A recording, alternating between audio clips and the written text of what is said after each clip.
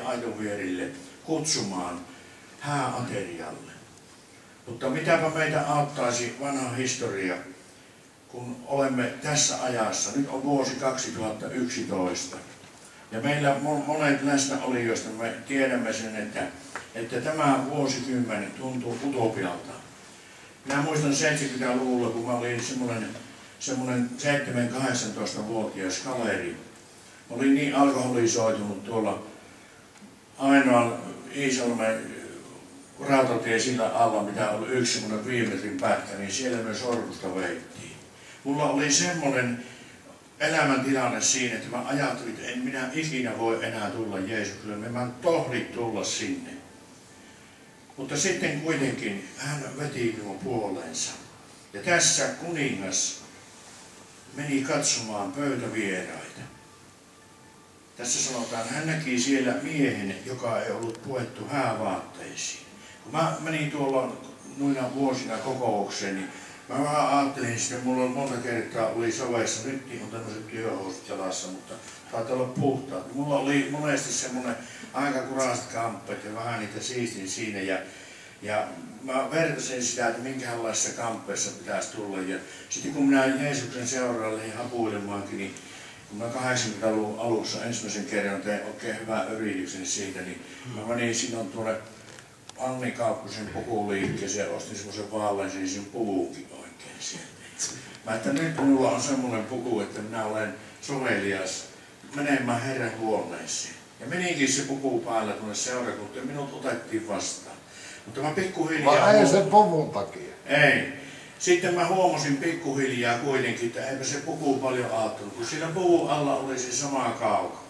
Eikä mennyt hyvin kauan, kun minä huomasin, että mä olen samassa lätäköstä, missä mä olin lähtenyt. Mutta kiitos Jumalalle, että hän kuitenkin veti ja sain tulla sitten Jeesuksen luokse ja hän vapautti minut kaikista niistä kahleista, jotka sitoivat minunkin elämääni silloin noina vuosina. Ja tänä päivänä minä pystyn sanomaan, että mä olen matkalla taivaaseen. Olen saanut nähdäkin sen paikan. Minä en halua sillä hirveästi kehuskella. Ja ei siinä minulla ole mitään sanomistakaan sen paikan suhteen. Jokainen tietää, että Jumala on valmistunut tämän maan ja kaikki mitä tämän maan päällä on ja taivaan kanssa. Mä sairaskohtauksessa sain nähdä tuon paikan, jonneka minä olen menossa ja minua ei pelottanut yhtään. Kehtäpä sanoi Kake sulle, että Kaapis Make oli sinun kaveri. Kyllä näin oli. Ja sitten kuitenkin tämä paikka, joka on minulle valmistettu taivaassa, niin se muuttuu eräänä päivänä näkemiseen.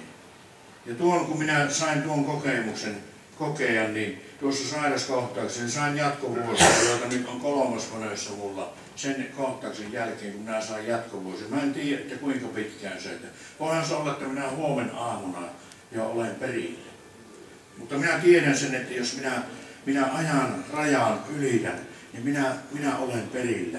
Koska minun sydämessäni on todistus, rakas ystävä tänä iltana, että minä olen Jeesuksen oma. Onko meidän sydämessä, kaikkien sydämessä se todistus? Se todistus annetaan jokaiselle. Ja jos ystäväni sinulla ei ole se todistus sydämessä, niin tänä iltana sinä sen saat, jos sinä sen haluat vastaanottaa. Ja meille leiriläisille, ketä meillä on tässä ollut miehiä nyt tämä muutaman päivän keskiviikosta lähtien ja sisaria kanssa, niin haluan vielä lukea 2 muuta raamatun paikkaa. Ja toki teille muillekin, jotka olette ensimmäistä kertaa tänä iltana täällä. Siellä puhutaan semmoisista asioista, jotka sitten liittyy siihen, että kun me lähdetään Jeesuksen seuraamaan,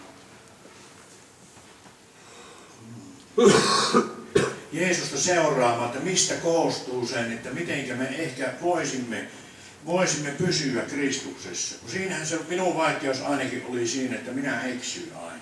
Oli oikein ammattilainen eksymään näissä asioissa. Mutta täällä Jeesuksen, Matteuksen 10. luvussa, täällä Jeesuksen omia sanoja oli myös nämä muutamat jakeet. Sen tähden jokaisen, joka tunnustaa minut Jeesuksen ihmisten edessä, minäkin tunnustan Isäni edessä, joka on taivaassa. Tähän sanan paikkaan vedoten minä tänä iltana pystyn sen, mitä mä tuossa aiemmin sanoin, niin pystyn vahvistamaan, että näin on asiat. Sen tähden jokaisen, joka tunnustaa minut ihmisten edessä, minäkin tunnustan Isäni edessä, joka on taivaassa, mutta joka kieltää minut ihmisen edessä, sen minäkin kiellän Isäni edessä, joka on taivaassa. Meillä on hirveän tärkeä asia se, että kun me saamme tulla Jeesuksen luokse ja saamme syntimme anteeksi ja monta kertaa se on niin, että meidän sydämessä ei todellakaan tunnu se, että me on saatu synnit anteeksi. Minäkin muistan, niin minä muistelin niitä vielä monta vuotta ja mulla meinasi käydä huonosti sen takia, kun mä muistelin sitä, mitä minä olen tehnyt. Kunnes minä sitten sain voiman ruveta katsomaan yhä enemmän siihen, mitä Jeesus on tehnyt minun elämässä. Sillä on hyvin vakava asia se, että jos emme tunnusta Jeesusta, kun lähdemme Jeesusta seuraamaan. Raamattu todistaa tällä tavalla. Haluan tämän lukea. Tämä on aika tiukun tuntunen paikka, mutta tämä on Raamatusta.